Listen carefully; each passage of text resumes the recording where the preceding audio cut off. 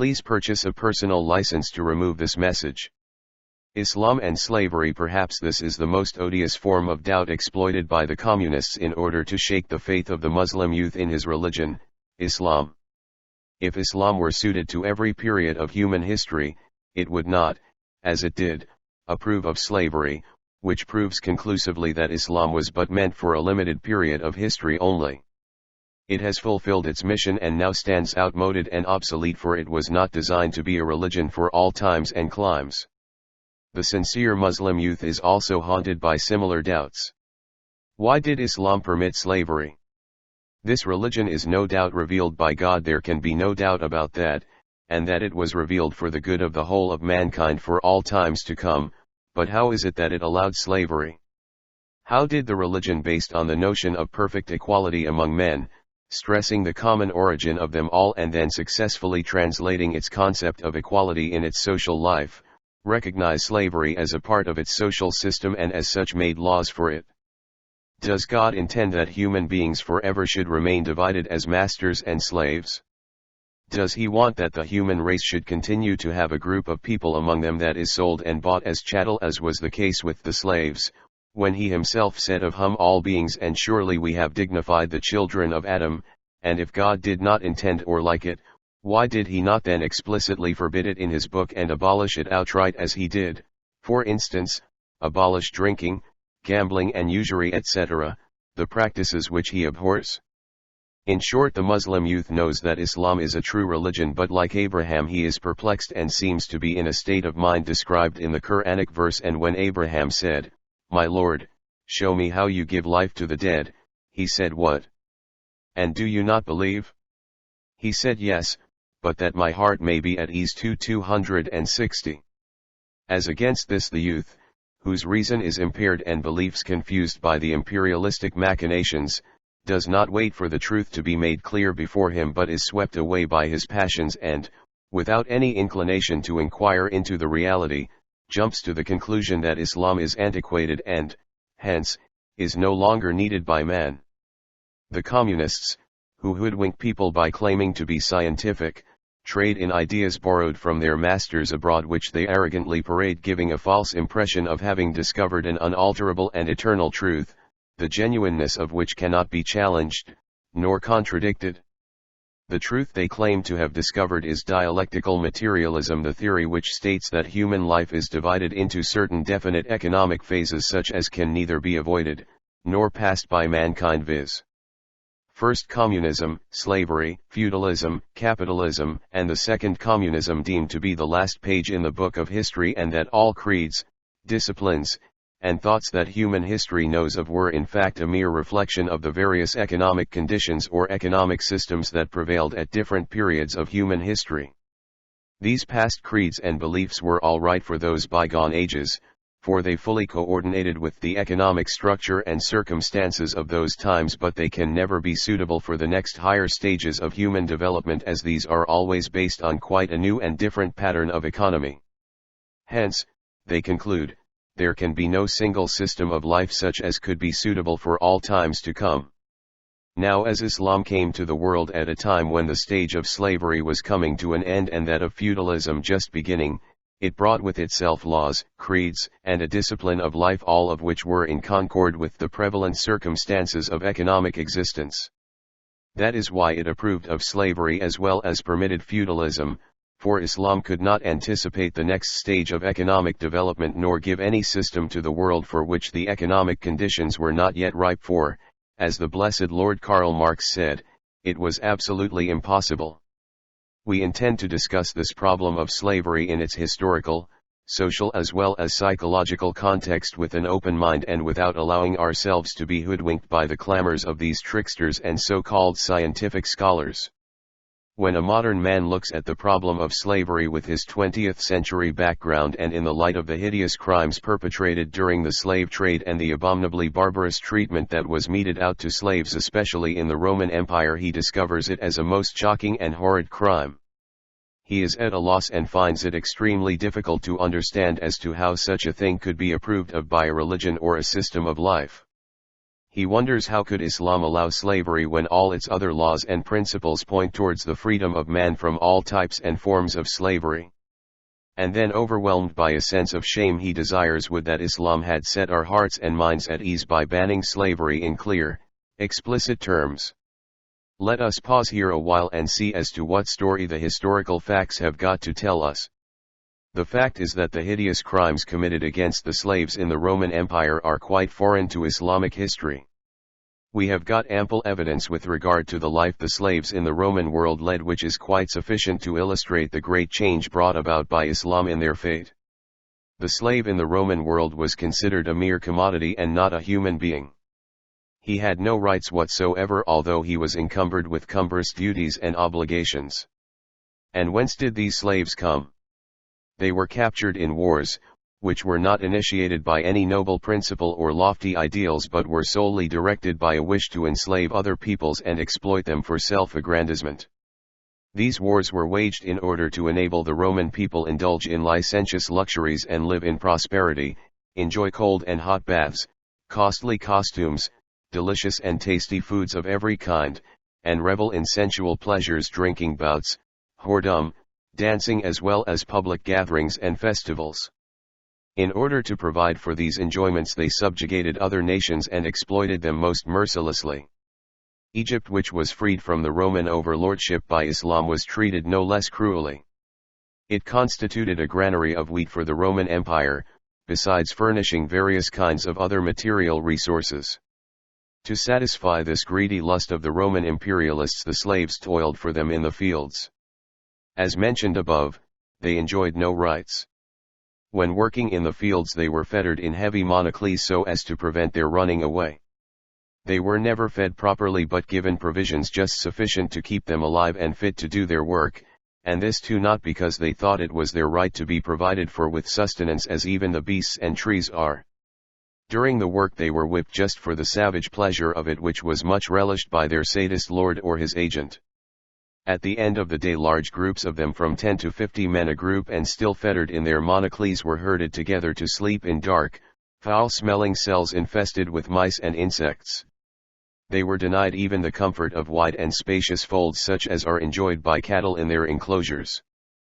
But the worst and most revolting feature of the Roman attitude towards these slaves was represented by what formed their best-loved diversion, which, by the way, also brings into light the innate, barbarous, and inhuman character of the Roman civilization which is in modern times represented by modern Europe and America, with all the means of imperialistic exploitation at their disposal.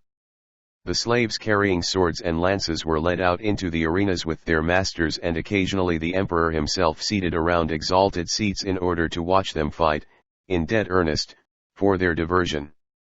The slaves fell upon one another with their swords and spears, recklessly hacking themselves to pieces. The climax was reached when someone of the fighters killed a fellow slave and threw him cold and lifeless on the ground. At this he was lustily applauded with loud hurrahs, vigorous hand-clapping and joyous, hearty laughter. This was how the slaves fared in the Roman world. We need not dwell upon their legal position in this set up, the absolute right of the master to kill, punish, or exploit them mercilessly without any right on their part, to complain even, and without expecting any moral support whatever from any quarter, as it would add little to our knowledge after going over all that we have in brief described above. The slave was no better off than this in Persia, India, and other countries. Despite all their minor differences, the fate of the slave remained the same among all these nations. His life had no worth, his murder no retaliation, he was burdened with cumbersome obligations carrying with them little or no rights in return. The systems prevalent in these countries differed neither in intent nor ill content with regard to the slaves. They differed merely in the degree or intensity of their cruelty and hideousness which they betrayed in their attitudes towards slaves. Such were the conditions of life that obtained when Islam arrived on the scene. Its advent heralded the restoration of human dignity to these slaves. It told the masters as to their slaves, "You are sprung the one from the other." 425. It proclaimed that he who kills his slave, we shall kill him; who mutilates his nose, we shall cut his nose; and who gelds our slave, we shall get him gelded. Return 1. It recognized a common, descent abode as well as return for all men, master and slave alike, saying you are all sons of Adam and Adam was created from dust too, and stressed that there was no superiority for a master over his slave merely because of his being a master, whatever superiority there was. It 12 Al-Hadith, narrated by both Bukhari Muslim besides Abu Dawud Tirmidhi and Nasai. Al-Hadith Muslim. Abu Dawud. Rested on piety. There is no superiority for an Arab, nor for a black man over a red one, nor for a red over a black man save due to piety. 1 Islam came and told the masters that they should be fair and good in their dealings with the slaves, and be good to the parents and to the near of kin and the orphans and the needy neighbor of your kill and the alien neighbor and the companion in a journey and the wayfarer and those whom your right hand possesses. Surely Allah does not love him who is proud, boastful. 436. It stressed the fact that the true relationship between the master and his slave was not one of slavery and overlordship, nor of subjection or objection, but that of kinship and brotherhood. Thus the masters were permitted to marry the slave girls they had in their possession. Let them marry from the believing maids whom your right hands possess. Allah knoweth best concerning your faith. Ye proceed one from another. So wed them by permission of their folk, and give unto them their portions in kindness. 425. Thus the masters were described as brothers to their slaves. Your slaves are your brothers, so he who has a brother under him should feed him and clothe him as he himself feeds and dresses. Do not ask them to do things which are beyond their power, and if you do ask them to do such things, then help them. 2 With a mark of deference to the feelings of the slaves, the Holy Prophet added, none of you should say this is my slave and this is my slave girl. He should rather say this is my man and this is my maiden. 3 It was on this authority that Abu Huraira, on seeing a man riding a horse and his slave trudging along after him, said to the man, get him seated on the horse behind you, for, surely he is your brother, and his soul is similar to yours. This was, however, not all that Islam did for the slaves, but before proceeding with our inquiry, we would first like to sum up the great advance that, thanks to Islam, came about in the position of the slave at this preliminary stage. The slave was now no longer regarded just a commodity, a merchandise, but was looked upon as a human being with a soul similar to that of his master, whereas in the past he was regarded as a being quite different from his master, and created to serve as a slave in every way fit to suffer humiliation. It was because of this notion that their conscience never twinged them when murdering, punishing, cauterizing, or making their slaves perform loathsome and burdensome jobs. 4 Islam them from this state of abject slavery to the exalted status of brotherhood with free men. These achievements of Islam were not mere professions, but a fact to which history bears witness. Even the prejudiced writers of Europe too admit that in the early period of Islam the slave was exalted to such one. 2 Bukhari. Al-Hadith. 3 Hadith narrated by Abu Huraira. 4 The Hindus India believed that the slaves, the Sudras, had sprung from the feet of the god, and hence they assumed that they were innately mean and low, a fate they could never contend or change. Therefore the only way open before them was that they should suffer this humiliation and chastisement patiently, in the hope that their souls may after their death transmigrate into a better creation. Thus their oppressors, not content with reducing them to the wretched state of physical slavery, proceeded further to deprive them even of the will to rise in revolt against the unjust social order that subjected them to humiliation and misery. A noble state of humanity as was never before witnessed in any other part of the world. They won so dignified a status within the Muslim community as made the freed slaves abhor betraying their erstwhile masters, although now they stood in no need or fear of them and were now as free as they. The reason for this lay in the fact that they considered themselves to be members of the family of their previous masters and linked to them with ties akin to those of blood. Also the slave now came to be regarded as a human being whose personal safety was guaranteed by law, not permitting the commission of any transgression against him through word or act. As to the word, the Prophet forbade the Muslims to talk of their slaves as such, and instead commanded them to address them in a manner that should make them think of themselves as members of their family, and blot out from their persons the stigma of slavery. With this in view he said, sure, why God has made you their masters, and if he had willed he could have likewise given you in their possession as slaves. 1 This means that it was the particular conditions and circumstances that had made them slaves, otherwise they were as good as their masters. In this way Islam deflated a little the swollen pride of the masters along with raising the status of slaves so as to connect them all in a purely human relationship. It brought them closer and fostered love among them, telling them that love and nothing else should form the basis of all their mutual relationships. In the case of physical harm or injury, for both of them a kindred punishment was explicitly laid down. He who slaves his slave we shall put him to death, is a principle very clear in its vast implications, all of which go to show that a state of perfect equality prevailed between the slave and his master as between one man and another, besides guaranteeing to both of them the right to live as human beings. Thus Islam made it clear that the present situation slavery did not preclude them from their rights as human beings. These guarantees were not only quite sufficient to grant a slave his safety and security of life but were also so generous and noble that no other parallel in the whole history of slave laws exists at all, either before or after the advent of Islam.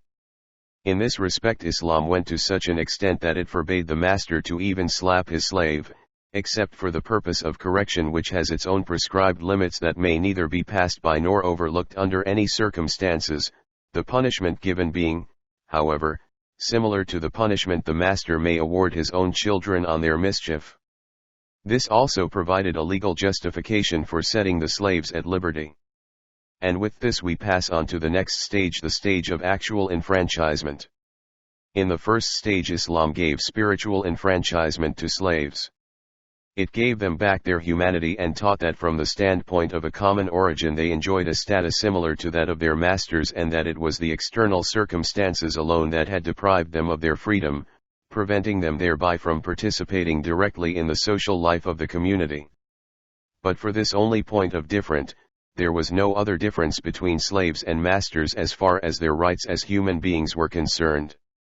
But Islam did not stop short there, as the great fundamental principle of it is the one for reference. Please see Ghazali Esliya Ulumuddin chapter on rights of slaves, achievement of perfect equality among all men, making every one of them equally free. Therefore it proceeded to bring about the actual freedom of the slaves by two important means: one, voluntary emancipation by the masters al-itq, and two, writing of their freedom makataba. One, as to the first of these, i.e. al-itq, was a voluntary act on the part of the master to set a slave at liberty. The practice was greatly encouraged by Islam, and the Holy Prophet himself in this regard too provided the best example for his followers. He freed all the slaves he had. His companions followed his example, Abu Bakr in particular, spending large sums of money on buying off slaves from the idolatrous chiefs of Quraysh to set them free later on. Besides this, the slaves were also bought out of the public exchequer whenever there was some money to spare for this purpose, so as to set them free. Yahya bin Sa'id says, Umar bin Abdul Aziz sent me to collect alms from Africa. I collected the alms and then looked for the poor to distribute the alms among them, but I found none, nor I found anyone who might have accepted these from me, for Umar bin Abdul Aziz had enriched the people. So I bought a slave with the money and then set him free. The Holy Prophet used to free a slave who would teach reading and writing to 10 Muslims or render any other kindred service to the Muslim community. The Quran enjoined that atonement for some of the sins consisted in freeing of slaves, as also the Holy Prophet encouraged it for the reparation of any other sin one might commit. This contributed more than anything to bring liberty to the greatest number of slaves, for no man could hope to be wholly free from sin, as the Holy Prophet said, all sons of Adam are sinners. It may be well to point out here one of the atonements prescribed by Islam for sins, as it in particular illustrates the standpoint of Islam with regard to slavery. Islam prescribed that redemption for the killing of a believer by mistake was the freeing of a believing slave and paying blood money to his people, and whoever kills a believer by mistake, he should free a believing slave, and blood money should be paid to his people. 492. The murdered man killed by mistake was a human being of whose services his people as well as the community were deprived without any legal justification, for which reason Islam prescribed that a compensation should be made to both parties, his people and the society, his people getting a just blood money and the society another man to serve it in his place, i.e., the newly freed believing slave. Thus the freeing of a slave meant bringing back to life a human being as a compensation for the one who was lost due to his being killed by mistake. As is clear from this, Islam views slavery as death or a state very much similar to it, notwithstanding all those securities that it did provide for a slave. That is why it eagerly snatched every opportunity to resuscitate this wretched class of human beings by restoring to them their liberty. History tells us that such large numbers of slaves achieved their freedom through this voluntary emancipation al-itq in Islam as have no other parallel in the history of any other nation, before or after Islam till modern times, besides the fact that the factors that contributed towards this emancipation were purely humane, springing up from Muslims' sincerest wish to win their God's pleasure by freeing the slaves they possessed. 2. The second means whereby Islam brought freedom to slaves was that of makataba, i.e. the writing of freedom to a slave on his asking for it by the master in return for a certain amount of money agreed upon by both of them. The master could in such a case neither refuse nor delay the freeing of a slave ready to ransom his freedom. He needs must set him at liberty on the receipt of the ransom. Otherwise the slave could move the court to decree his enfranchisement. By this institution of makataba, Islam paved the way for the freedom of all those slaves who happened to desire their freedom and not passively wait for their master's goodwill or piety to set them at liberty at their own convenience. From the moment a slave offered to ransom his freedom, not only his master could not turn down the offer, but there was also no need for him to fear any repercussions, for the Islamic government guaranteed that he would henceforth work for his master in return for a fixed payment, or it would make arrangements for him to work outside for anyone else on hire till the time he is able to collect the money needed for the winning back of his freedom. This was what happened in Europe afterwards in the 14th century, that is some 7 centuries after Islam had already enforced it in its domain. The great distinguishing feature of Islam that can hardly be looked for anywhere else, was the financial aid the Islamic government advanced to slaves such as would demand the writing of their freedom out of the public exchequer. This was a clear manifestation of the great interest Islam had in the voluntary emancipation of slaves without expecting any material gains in return, merely with a view to securing God's pleasure and fulfilling one's obligations as a slave towards him. The Quranic verse describing the uses of poor rate zakat says alms are only for the poor and the needy, and the officials appointed over them, and the ransoming of captives 960. Thus the Quran laid it down that the poor rate zakat should be spent for purchasing the freedom of such slaves as were unable to work out their own liberty with the help of their personal earnings. These two institutions in Islam signified a great practical advancement achieved by Islam in the history of slavery. It forestalled the normal historical advancement of mankind by at least 7 centuries, besides featuring some quite new ingredients of advancement such as security afforded by the state to the slave, something rare in the history of mankind till modern times, and others which mankind is far from having yet realized, i.e. the noble and generous treatment of slaves, or freeing them of one's own free will without any external pressure of economic or political developments such as at last forced the peoples of Europe to grant freedom to slaves. These two things are sufficient to confute the false assertions of the communists, who claim that all systems including Islam represent but a particular stage in the economic development of mankind. Faithful to the law of dialectical materialism, thus Islam too with all its beliefs and views came at a time best suited for it, reflecting the economic and material conditions of the period, for a system may, according to them, only reflect the economic life but can by no means anticipate a future economic stage. They insist that this theory cannot be false, as it has been testified by the reason of the one who can neither be influenced with falsehood from above nor from below, the reason of Karl Marx, the most exalted and blessed one.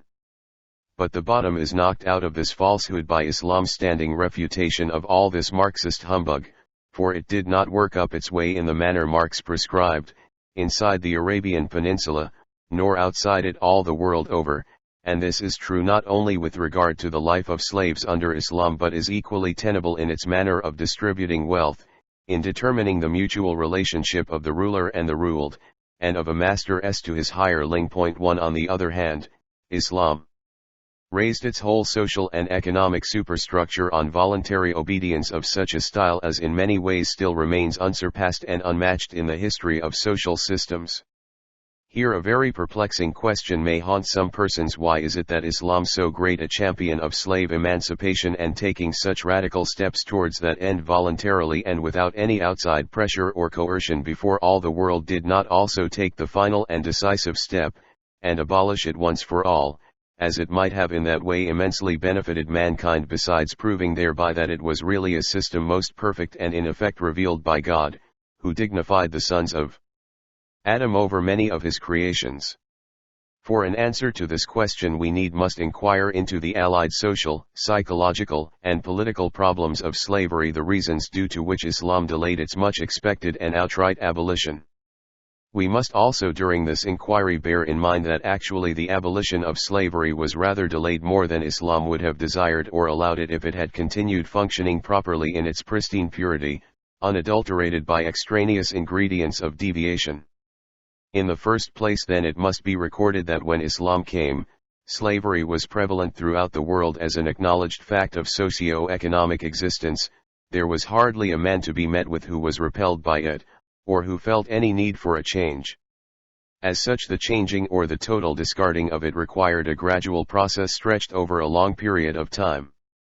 Thus we see that prohibition of liquor was effected not immediately but after years of preparation, although it before all other things constituted a mere individual habit, notwithstanding the fact that it carried so many social implications as well, and that some of the Arabs practiced abstinence even in the days of ignorance, believing it a vice degrading for a truly noble man. But slavery was looked upon by them as something quite different. It was deep-rooted in the social structure of the time as well as the psychology of the individuals. It entailed individual as well as social and economical implications, and, as we observed above, nobody regarded its existence as something undesirable. That is why its abolition required a period of time far longer than the life of the Holy Prophet, the period which coincided with the period of divine revelation through him. God, the best knower of all that he created, knew that the total prohibition of wine would be achieved after a few years by a mere commandment. So he did command its prohibition when such time came.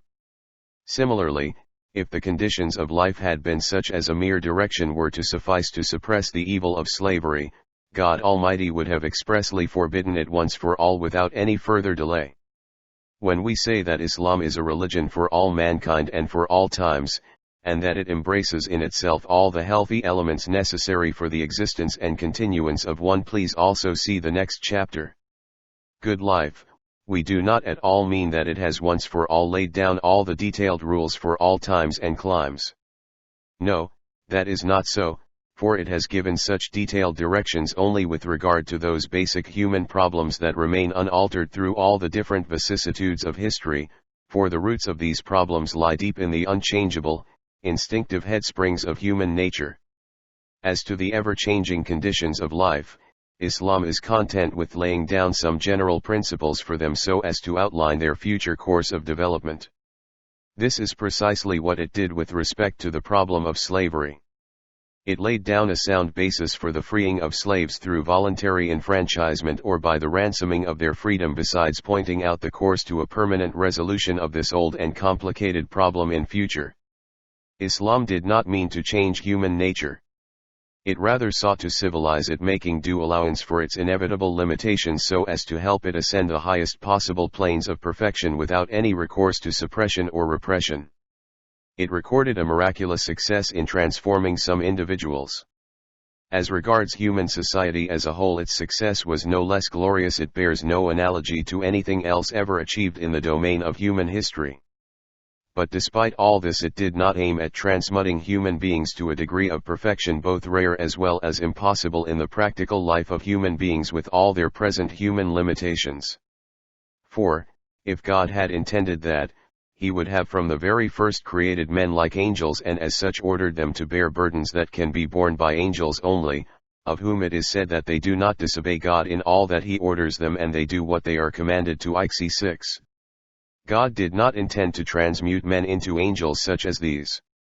He rather made them men, and as such he knows their potentialities and the time necessary for their flourishing so as to enable them to follow and successfully execute an order. However, it is quite sufficient for Islam to be the first to initiate the emancipation movement which took the world some 7 centuries to adopt and enforce.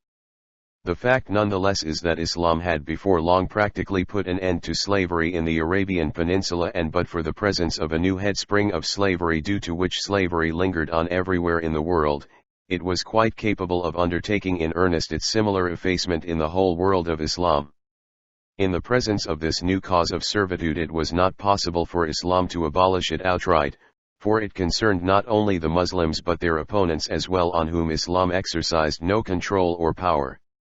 The source that thus prevented the total effacement of slavery was war, the most fruitful source of slavery at the time. We would discuss it shortly in some detail. In treating slaves well and restoring their human status, Islam has left behind some most wonderful and admirable examples. Of these we have already referred to some of the Quranic verses and traditions of the Holy Prophet. Here we would in brief take some more examples from practical life in the early period. When in Medina, the Holy Prophet established brotherhood between some Arab chiefs and some freed slaves. Thus he joined as brothers Bilal son of Rabah and Khalid son of Ruwayhata al-Khazami, Zayd, the freed slave of the Prophet, and Hamza, the uncle of the Prophet, and Kharija son of Zayd and Abu Bakr. This relationship of brotherhood was a real bond akin to blood relationship, so much so that the two persons thus made brothers inherited from each other just as only the blood relations now do. But Islam did not stop at that. It went a step farther. Thus the Prophet married away his cousin Zainab, daughter of Yashir, to his ex-slave Zayd. But marriage touches a very delicate aspect of a person's life, especially in that of a woman. Therefore, although Zainab accepted a man far below her in social status, she could not reconcile herself to be the wife of one who did not come of a noble family like her, nor possessed wealth. But the Holy Prophet did by this act set an example to show that a slave could attain to the highest level of a Qurayshite chief from out of the abyss of ignominy into which he was hurled by his cruel fellow human beings. But still this did not satisfy Islam. Slaves were exalted to the position of military commanders and leaders. Thus when the Holy Prophet sent out an army which consisted of the closest of the companions, emigrants and the helpers, the acknowledged leaders of the Arabs, he entrusted Zayd, the slave, with the generalship of the army. After the death of Zayd, the Holy Prophet appointed his son, Osma, as the commander of the army, consisting of such illustrious men as Abu Bakr and Omar, his two principal ministers and afterwards successors. Thus slaves were given not only a status equal and similar to others, but were at the same time raised to the exalted positions of heading the armies of free men. In this regard the Holy Prophet went to such a great length that he is reported to have commanded the believers, "Hear and obey the orders of your leaders, although the man appointed above you as your leader be a Negro slave with a raisin-like head, so long as he continues to enforce among you God's law." 1 Thus even a slave could aspire to the highest office in the Islamic State. When faced with the problem of appointing his successor, Omar said, "Had Salim, the slave of Abi Huzaifa, been alive, I would have appointed him caliph." This was just a continuation of the tradition founded by the Holy Prophet. Omar's life affords yet another admirable instance bearing upon the respect enjoyed by slaves in the Muslim society. When he was vehemently opposed by Bilal, son of Rabah, an ex-slave, concerning the problem of conquered lands, Omar, despairing of all other means of silencing his opposition, prayed to God, "My God, requite me with Bilal and his comrades." What a reaction for a caliph in the face of opposition by one of ex-slaves from among his subjects. The great superiority of Islam with regard to slavery is manifest in various aspects. It aimed at freeing slaves externally as well as internally, but to achieve that end it did not merely rely upon the pious wishes as Abraham Lincoln had done by issuing an order without preparing slaves mentally. This demonstrates Islam's deep understanding of the human nature and how it employed all possible means to achieve its objective. It not only liberally restored these people's liberty but also trained them so as to safeguard it and bear responsibilities flowing from it. It infused a spirit of love and cooperation throughout the society. It did not wait till conflicts should break out within the society over these rights, as had happened in Europe, leaving behind them an odious legacy of bitter malice and hatred and sapping all the spiritual headsprings in human heart. In the end, let us now take up the main basis on which Islam worked out the final emancipation after Adu 1 Bukhari. Process of spiritual elevation of slaves. We have already pointed out that Islam successfully put an end to all those old sources when slavery sprang up, save one, which it was virtually impossible for it to do away with, and that was war, the only effective source of this evil left behind after the crusade of Islam against it. We propose to deal with it at some length.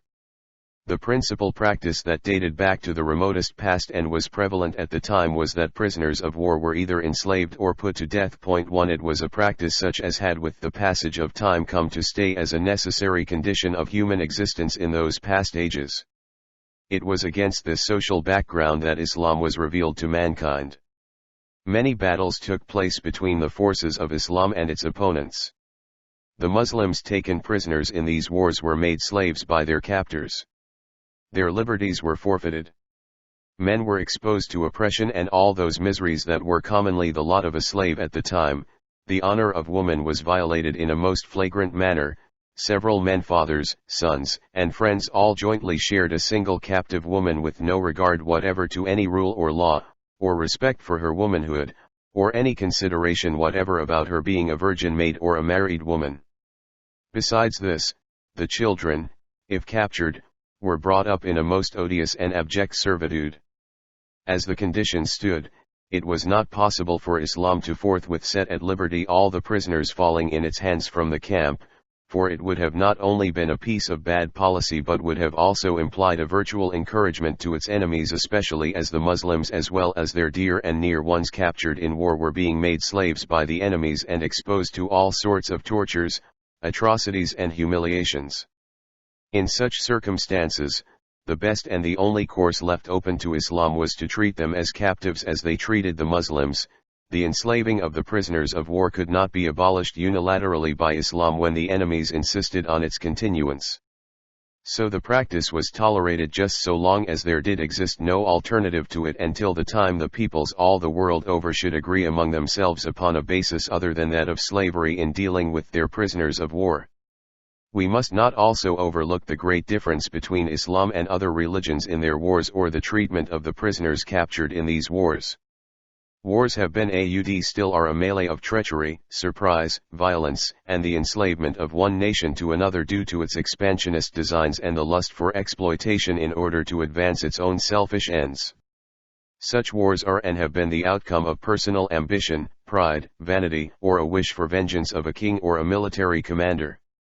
Motivated as these wars were by low earthly designs, the people captured therein were made slaves not because of their creed or ideal, nor because they won. On page 2273 of the historical encyclopedia called Universal History of the World, we are told that in the year 599 AD the Roman Emperor, Marius, motivated by his love for economy, refused to ransom a few of the millions of those prisoners that had been captured by his forces in wars.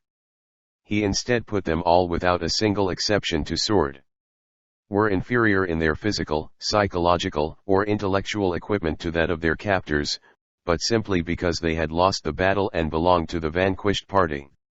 Moreover, there was nothing that could, in the event of war, prevent a victorious party to subject the conquered people to humiliation and disgrace, violate their honor, raze peaceful cities to the ground and put women, children as well as old men to sword, a logical sequence to lack of a lofty ideal, principle, or creed to guide them.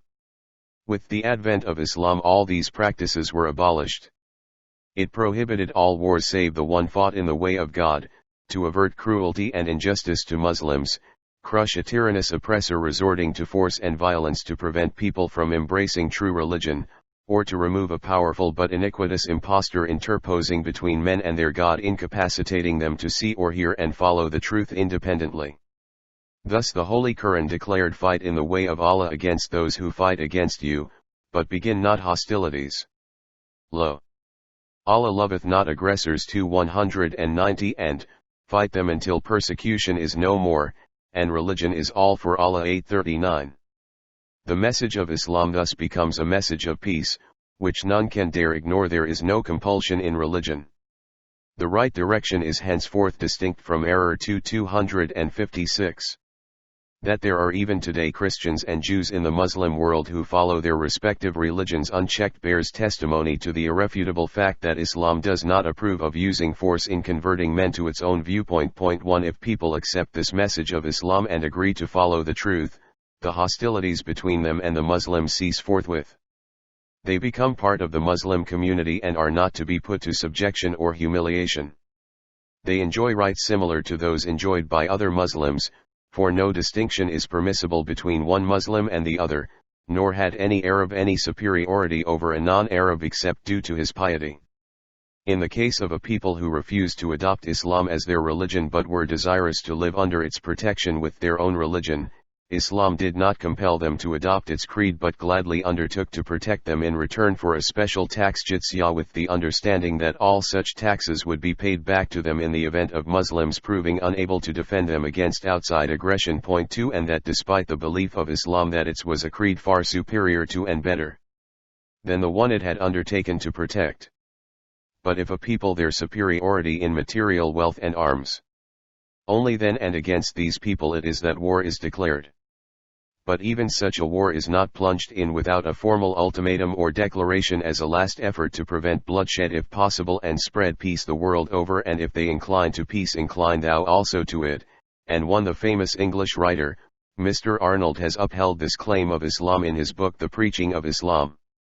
2. History is full of instances such as bear upon this point. But we would mention just 2 out of Mr. T. W. Arnold's book The Preaching of Islam. Ashraf S. edition 1965.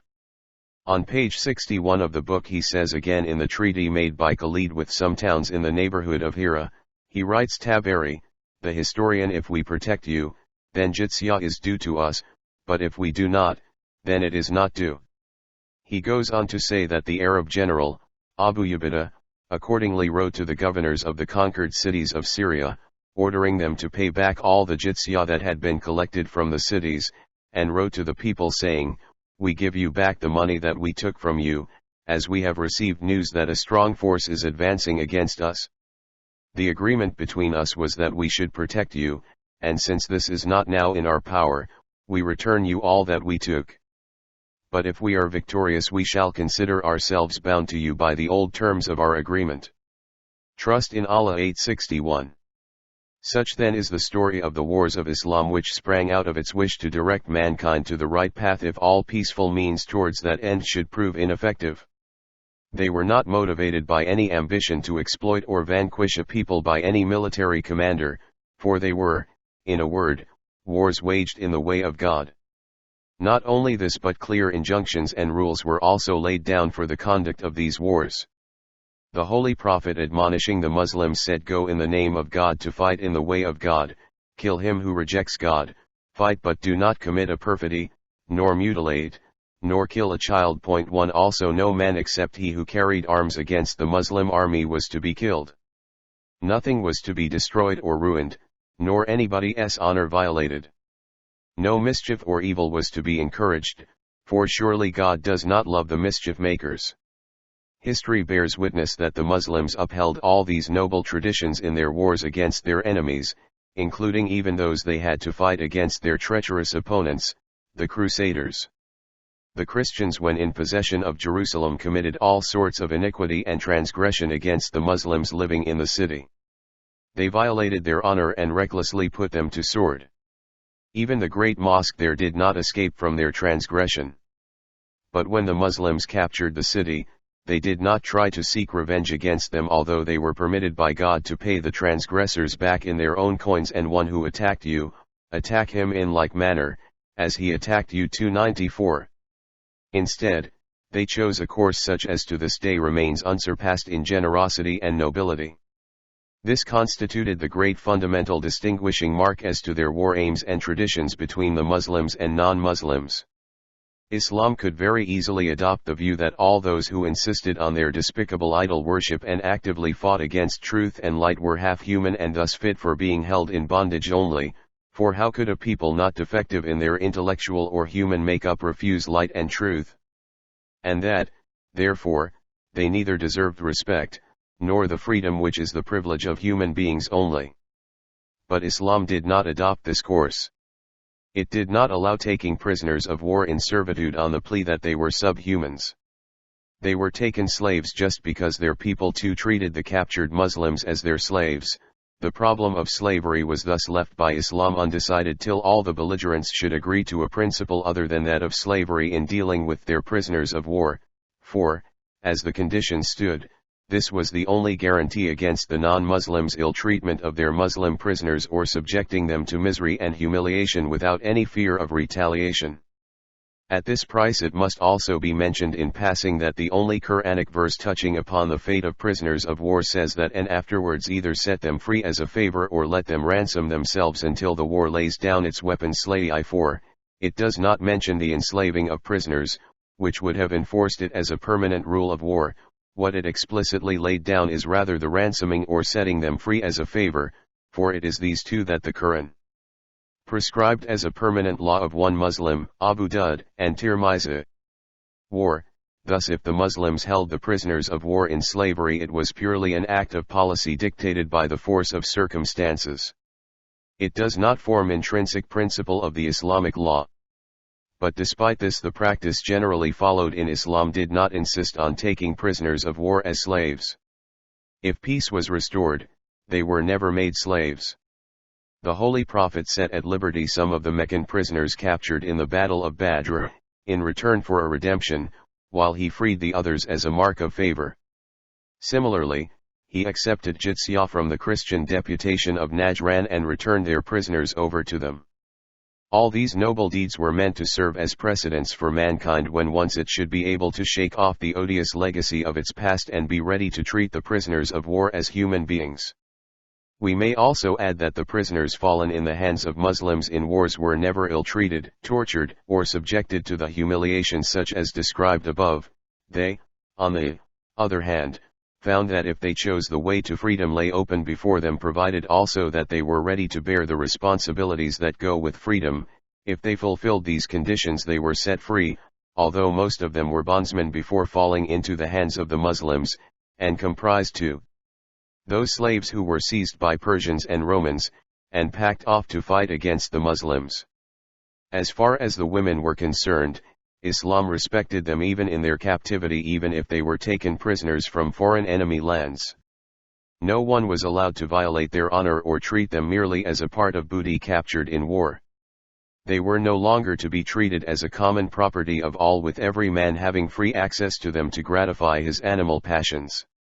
They were henceforth to belong to their masters alone.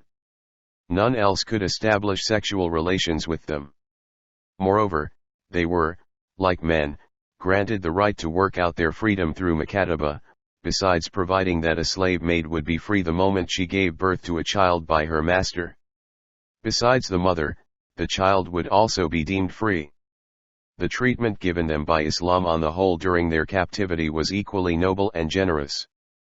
Such is the story of slavery in Islam, a story which constitutes one of the brightest pages of human history. Islam never approved of slavery in principle as it strove hard with all the different means at its disposal to eliminate slavery once for all.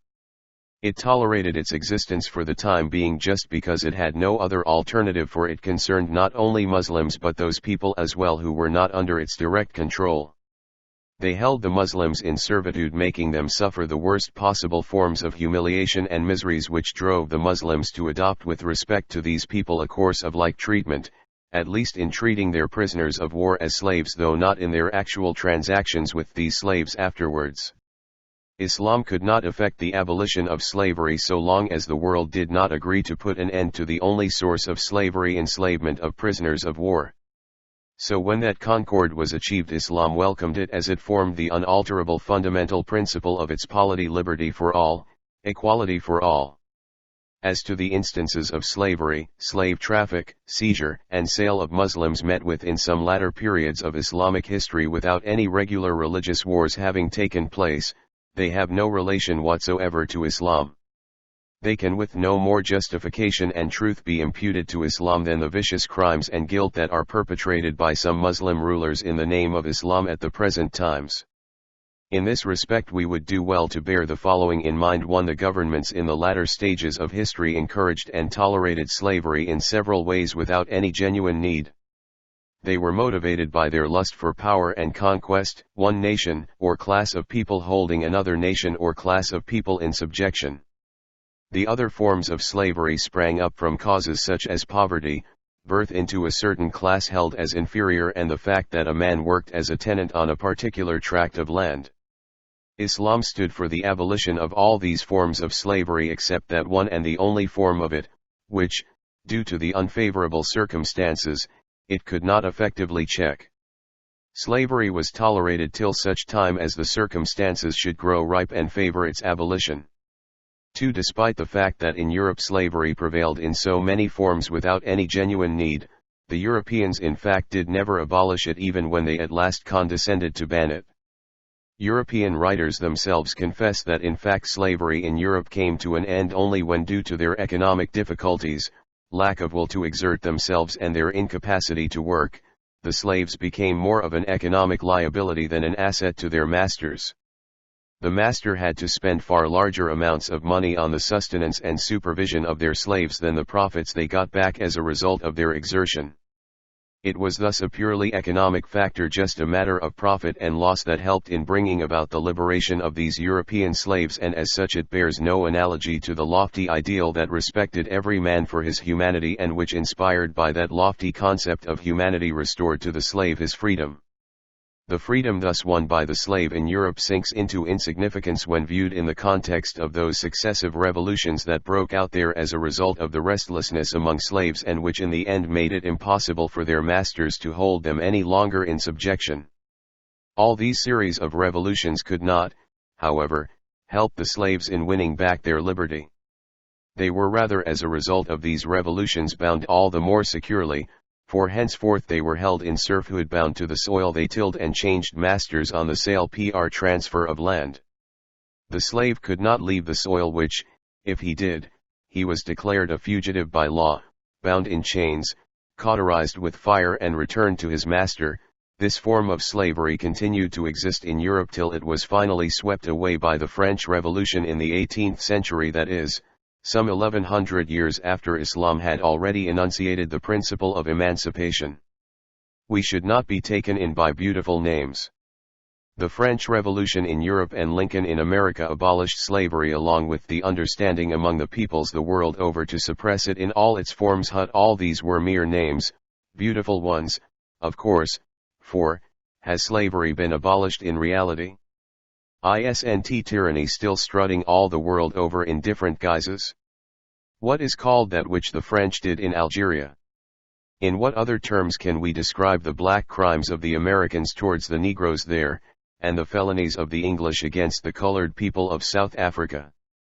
Is not slavery in effect the subjection of a nation to another, and the deprivation of a class of people of the rights enjoyed by other men like themselves? It means just that and nothing else. Why should we not then call a spade a spade?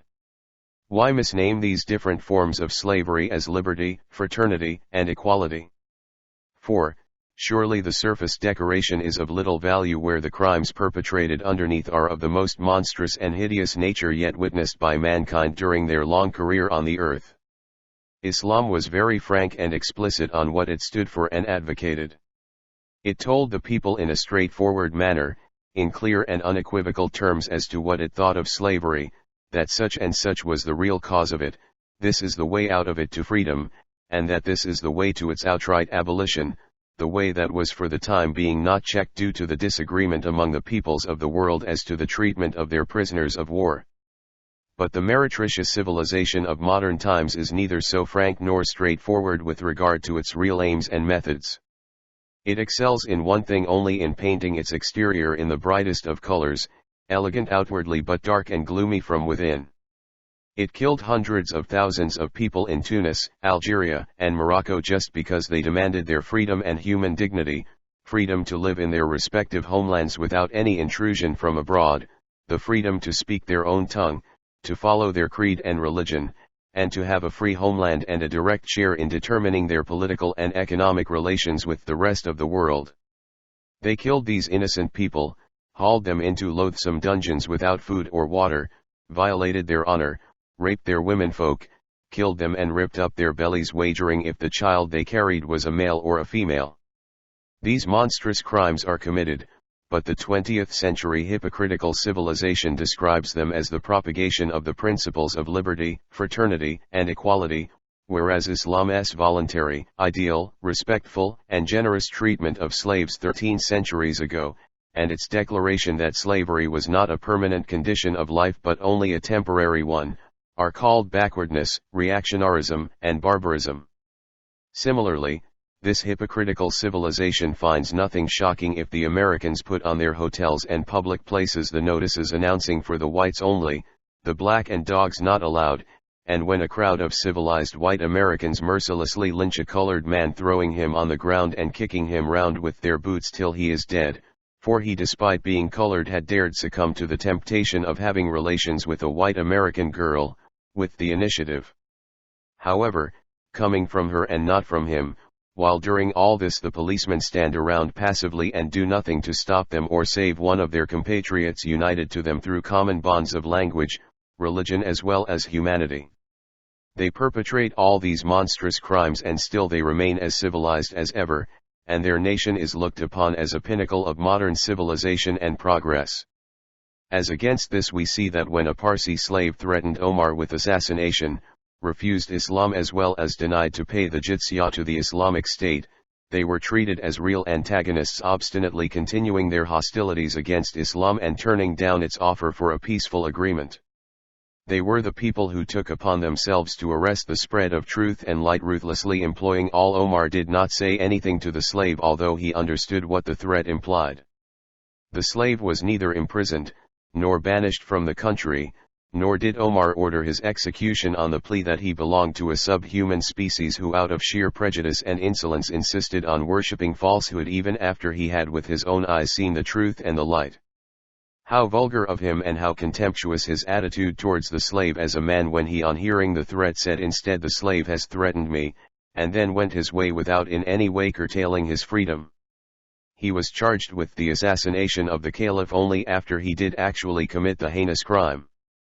On the other hand, we see that the colored people of Africa are oppressed, killed or, as the English papers put it, are hunted down, and their human rights withheld from them as they have dared realize their human dignity and so demand of the English people their freedom. This is the English justice at its highest and the human civilization at its best. And these precisely are the sublime and glorious moral principles on the basis of which Europe claims precedence and dominance over the whole of the world.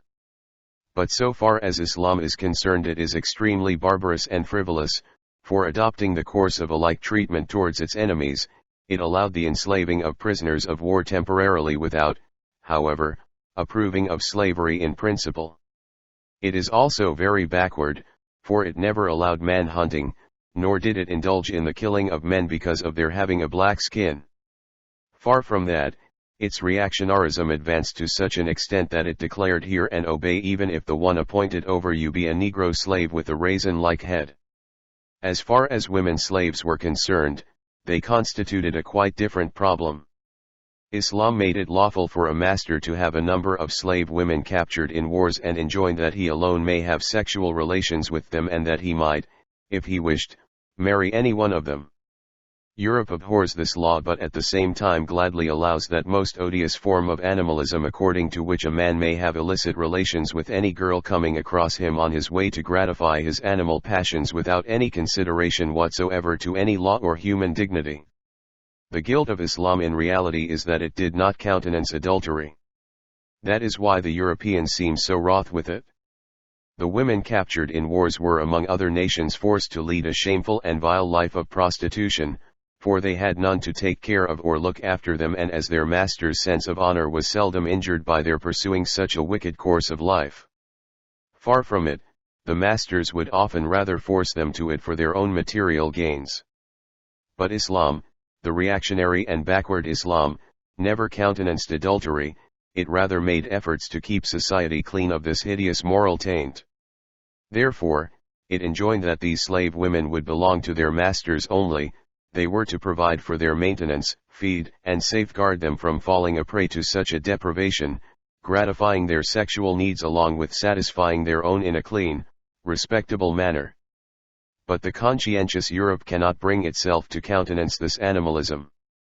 That is why it approves of adultery, extending it all possible support and protection of law, and then, not content with that, spreads its cult throughout the world wherever its imperialistic designs would lead it.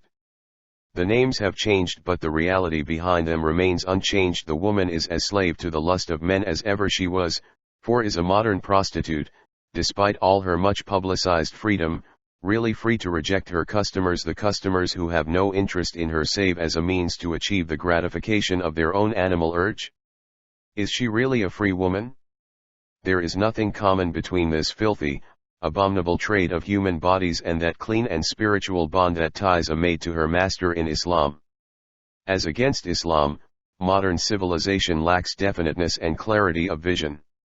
It does, for instance, recognize that prostitution is an institution of slavery, but still insists on its continuance on the plea that it is a social necessity.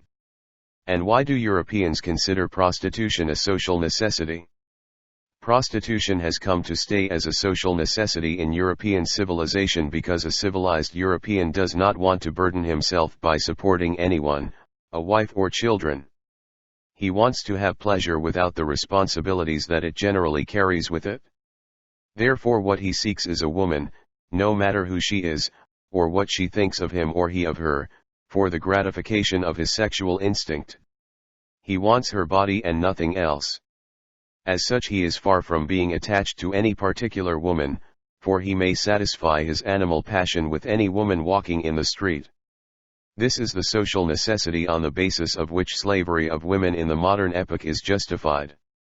However, it is no more than a mere bluff, for it ceases to exist the moment the European man should get rid of his vanity and animal passions and agree to ascend to a higher plane of humanity. It may also be mentioned here that the civilized Western governments, which at last prohibited prostitution, did not act so out of any respect for the human status of a prostitute as such, nor did they in any way manifest their moral, psychological, and spiritual elevation rendering them immune to this crime. It rather sprang out of the fact that these prostitutes had lost all their usefulness, their place having been taken by the common sybaritic society girls. The crime was no longer regarded as a crime. And the governments just did not feel any need to interfere with the freedom of its citizens. But still the Europeans have the audacity to blame Islam for its solution of the problem of captive women 1300 years ago, declaring that it was just a temporary arrangement and was not meant to perpetuate forever, and notwithstanding the fact that the system Islam stood for was far more superior and cleaner to that represented by their 20th century modern civilization, the natural and the most perfect one, according to them, that none may dare disown or even think of changing, it being the pinnacle of human civilization and as such destined to last forever. We must not be taken in by the ostensible freedom with which these sybaritic modern society girls surrender themselves to others and think that they are free, for we know that there has always been a group of slaves who were glad to surrender their freedom and willingly prefer servitude to freedom. That is what European civilization has, in fact, accomplished. It encourages adultery and moral corruption, be it in the form of traditional prostitution or the presence of the sybarite society girls who willingly surrender themselves to men. This, in short, is the story of slavery in Europe right up to this 20th century, slavery of men, women, of whole nations and classes. It was a slavery that sprang up from various new sources and causes, a slavery that was sustained without any real and genuine social need, such as 1300 years ago forced Islam to tolerate one and an inevitable form of it. It was founded in the vileness of European civilization and its innate inhuman character. We may add a word about slavery under which the peoples of the communist countries are groaning. The government is the only master in these countries, all the other people being just slaves to it, ever ready to obey orders. Men and women do not even have the freedom to choose their job or the place they would like to work in. They are not more than slaves. A similar situation prevails in the capitalist countries of the West, where big capitalists are the virtual masters who wield real power. The working classes are helpless and completely dependent upon them. The reader may come across the votaries and supporters of one or the other of these systems, but he should never be taken in by their loud professions if he would but keep in mind all that we have briefly sketched above. From this he can easily judge for himself if both these systems, capitalism and communism, are anything more than the continuance of all those centuries-old forms of slavery that have been imposed on the people in the name of civilization and social development. He can also see whether mankind during the last 14 centuries has continually moved ahead on the path of progress and glory by ignoring the guidance of Islam, or has it instead been steadily sinking low, going down and down, showing thereby how desperately it stands in need of the guidance of Islam to help it get out of the darkness it has long since been plunged in, willingly accept their former state of servitude. But such readiness on the part of certain slavish individuals to forego their free human status is no justification to perpetuate their servitude according to Islam as well as any other religion or philosophy of life. This phenomenon is, however, a very sad reflection on the system of life that creates economic, social, political, philosophical, and spiritual conditions under which people Islam and feudalism. Recently, when I heard that a student wrote a thesis wherein he proved that Islam was a feudalistic system and received his master's degree, I was deeply surprised. The performance of both the student as well as the professors awarding him the degree was equally mystifying. But the student might well be excused on the plea that he was either ignorant of what he was writing about or did so out of ill will towards Islam. But what about the learned teachers? How are we to account for their conduct, their knowledge of the socio-economic system of Islam, and their understanding of history? But I no longer wondered as I remembered who these learned teachers were. Weren't they the members of a community enticed by the foreign exploiters and fashioned after an intellectual pattern serviceable to them? Aren't they the people in whom Mr. Dunlop was particularly interested?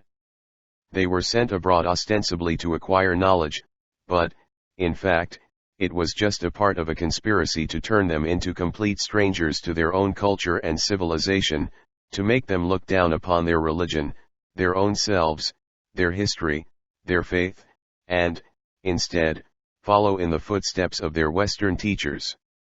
No wonder then that they allowed such a monstrous perversion of history and truth. Let us, however, see what the word feudalism means in fact and what are its characteristics. For this purpose we reproduce below extracts of a book, Communism by Dr. Rashid al-Barayi, that has recently been published in Europe. Speaking about feudalism, the author says feudalism is a way of production, the distinguishing mark of it being the existence of a perpetual system of serfdom. It is a system wherein the landlord or his representative is entitled to receive a fixed share of production and enjoy certain specific economic rights, carrying with them the privilege to make their tenants serve them or, instead thereof, receive payments from them in cash or kind. As an explanation of this, we may say that the feudal society is divided into two classes of people, i.e. the owners of feudal lands, and 2 the tenants, who may again vary in their grades, farmers, agricultural workers, and slaves, the number of some of them dwindling off more rapidly than that of others. It is the farmers, the direct producers, however, who enjoy the right to possess land and have a share in the produce that is so necessary for them to support their families and themselves, besides the right to build farmhouses on the tillage. Against these benefits, they are required to serve the landlord every week by rendering free services in his fields, working with their own cattle and instruments, along with performing for him a number of other services at the time of harvesting and reaping, and offering him on the occasion of festivals whatever gifts and presents they can.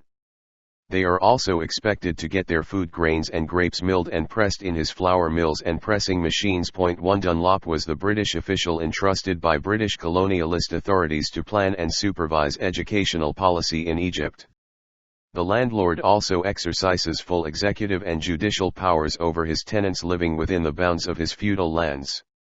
The real producer in feudalism did not enjoy freedom in the sense we know at present. He did not own the land, nor could he sell, inherit, or give it as a free gift to others. He was compelled to a forced labor in the lands of his master, even at the expense of his own material gains or considerations thereof. Moreover, as a mark of his obedience to the master, he had to pay him taxes that were unlimited in amount as well as extent. With the land he too changed masters, passing from one to the other, for he did not have the right to shift of his own free will from one fief to another in search of work or even join the service of still another master. As such, the feudal villain forms the connecting link between the slaves of olden times and the free tenants of the modern times. It was the master who fixed the extent of the land to be given by him to the peasant. He also decided about the services that he expected his tenants to render him without being under any obligation to have a consideration for the rights of the other landowners or the needs of the peasants. While making such momentous decisions, the writer goes on to say, in the 13th century there ensued the great illegal migration movement that finally ended with the emergence of agricultural workers. This movement, known as the running away of peasants, caused the landowners to claim back their fugitive tenants. They among themselves agreed that every landowner would be fully authorized to capture all the workers happening to transgress into his feudal domain. But as the phenomenon, the running away of the peasants, was fast becoming a common feature of the times, the landowners were forced to depend on and consequently engage more and more of hired labor for the tilling of their lands. Their mutual agreements gradually lost all significance, which meant a steady decrease in their cooperation. From this proceeded still another inevitable result: wages to the workers were paid in cash in place of exacting forced labor out of them without any payment. Many of the peasants gradually prospered as against the needs of the nobility and landowners that were greatly multiplied, and hence became a great burden on them economically. The circumstances favored the peasants and they bought off their freedom. This continued till the 14th century, when the freedom of the agricultural workers was at last recognized as such by all. However, the important change that came over the times was that the basis on which the whole feudal structure rested was beginning to give way. The following centuries witnessed its complete abolition. Point 1. These are the characteristics of feudalism. We have reproduced these extracts above in detail as we want that we should become clear-headed about feudalism and its characteristics and not confuse them with other seemingly similar manifestations. Bearing all these characteristics of a feudalistic society in mind, may we ask, when and where was such feudalism ever witnessed in the history of Islam? Perhaps the outward semblance that has proved a stumbling block for many a research worker, or has given the opportunists an excuse to cast aspersions on Islam, is the fact that in the beginning, the Islamic society for the time being consisted of two classes: 1, an Nizam al-Ishliriki communism, pp. 22-23. Of people, the landowners and the peasants who worked in their lands. But this was nothing more than a mere outward semblance. It in no wise justifies the confusion of Islam with feudalism. In order to facilitate a comparison between Islam and feudalism, we may sum up the basic characteristics of feudalism as follows: a perpetual serfdom.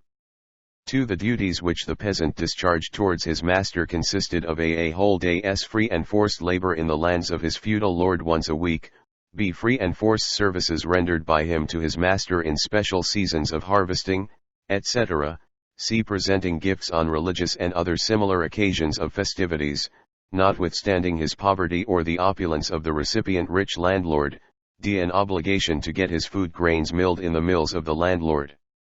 We pass over his obligation to get his grapes pressed for his feudal lord, as wine is prohibited in Islam.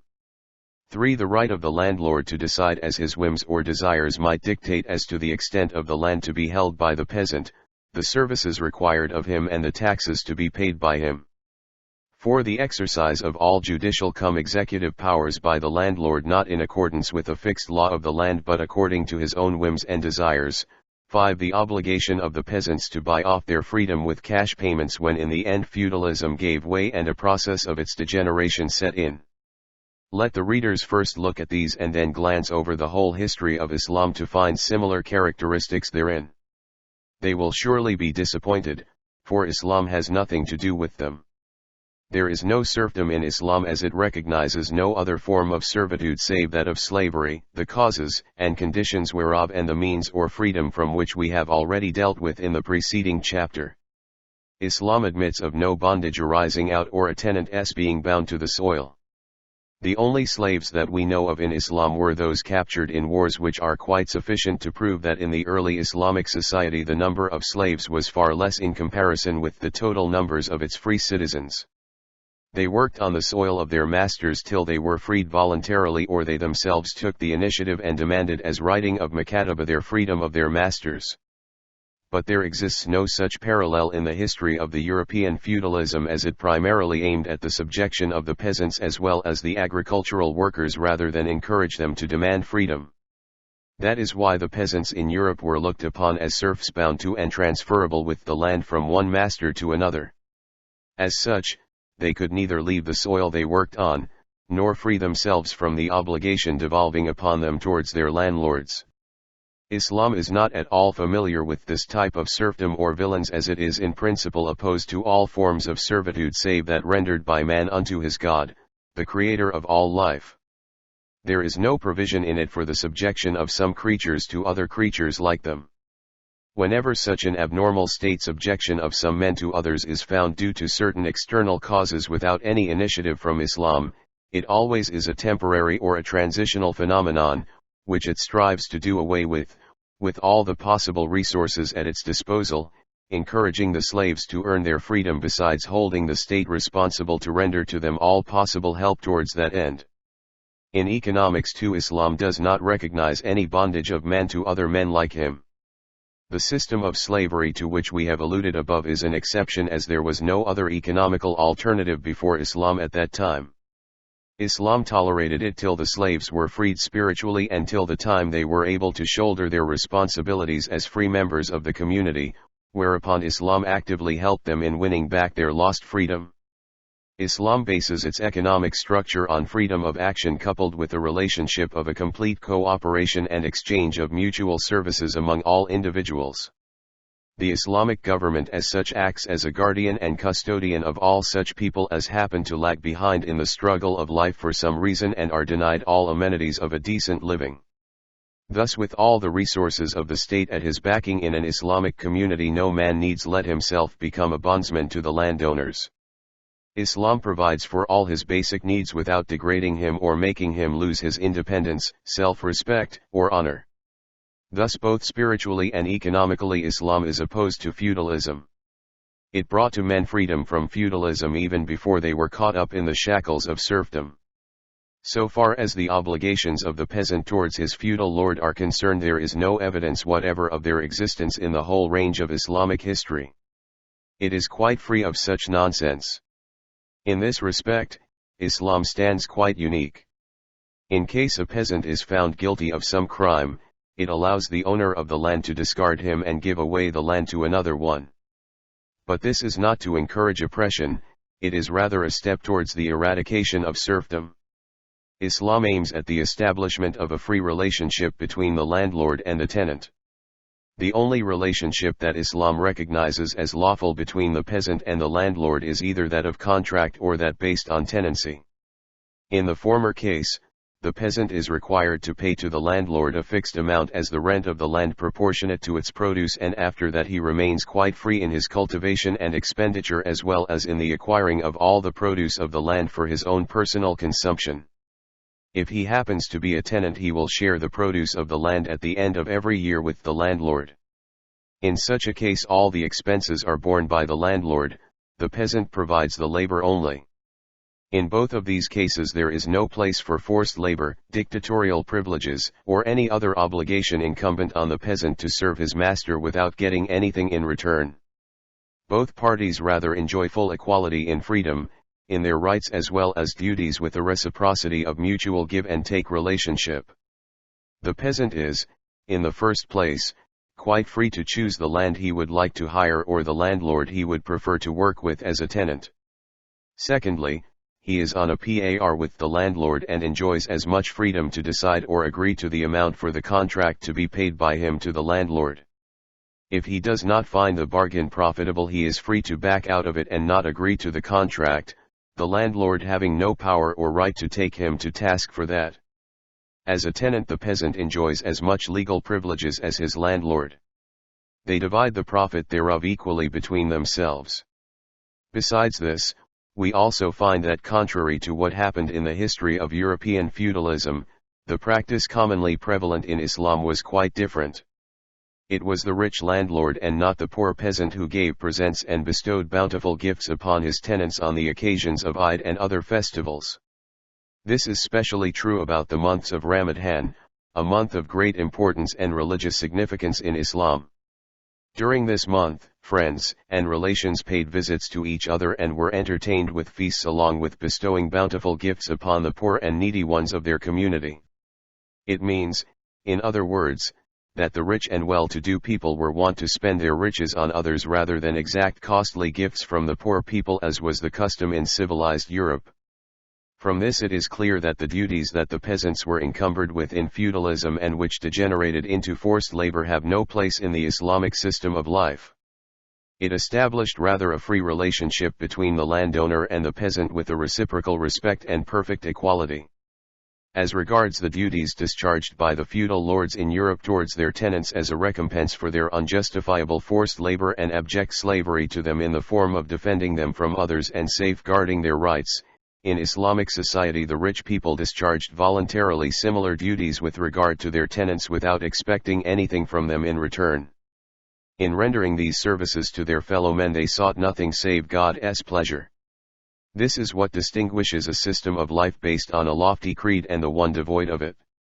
In the one the social services rendered by a man towards others assume the character of a worship whereby he is brought closer to his God, whereas in the other they are nothing more than a commercial enterprise, each party striving hard to get hold of the lion's share and anxious to yield to the other nothing but that which is beyond its power to hold longer, with the result that in the end the most powerful party rather than the one rightfully deserving emerges victorious and gets away with all the profits. The third characteristic of feudalism, that is, the right of the feudal lord to decide as to the extent of the land to be given to the tenant and prescribe the duties to be discharged by and expected of him, is a thing peculiar to the European concept of lordship and serfdom only. Such concept had never existed in the history of Islam, which does not recognize the overlordship of the feudal lord or the serfhood of the peasant to him. The only factor which does restrict the choice of a peasant with regard to his acquiring a lease of land in Islam is his own free will and financial potentiality. The lesser enjoys no privileges against this save that of claiming the agreed upon rent of the land from the peasant.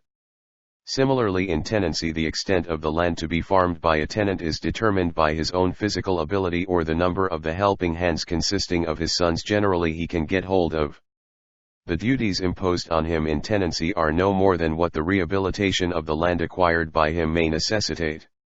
The land in such a case is considered as a common property of the peasant and the landowner till it brings forth its produce. As to the land of the landlord other than that held by the tenant in tenancy, the tenant is not supposed to have anything to do with that, nor is he under any obligation to work therein whatever the form or nature of such a work or service might be. The most striking point of difference between Islam and feudalism, however, is the judicial cum executive prerogative enjoyed by the landlord in feudalism. He alone in feudalism controls and regulates all social and political life within the bounds of his fiefs. Islam is diametrically opposed to such a prerogative as it aims at the abolition, rather than its retention, in the world of human relationships.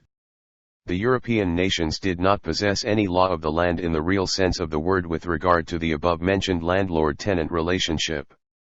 The Roman law, which later on formed the basis of all subsequent European legislation, conferred upon the feudal lords the right to become virtual dictators in their respective areas, make laws for the people, hold judicial powers among them, and enforce their decisions as they might think fit.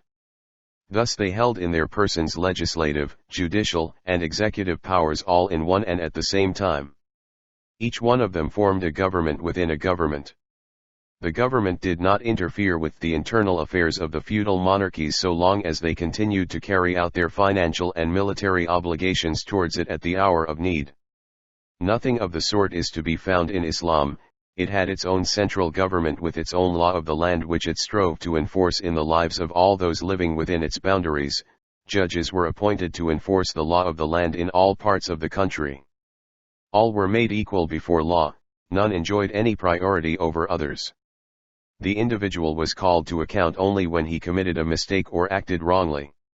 Later on, when contrary to the teachings of Islam, the government degenerated into a hereditary monarchy, it still retained some Islamic characteristics.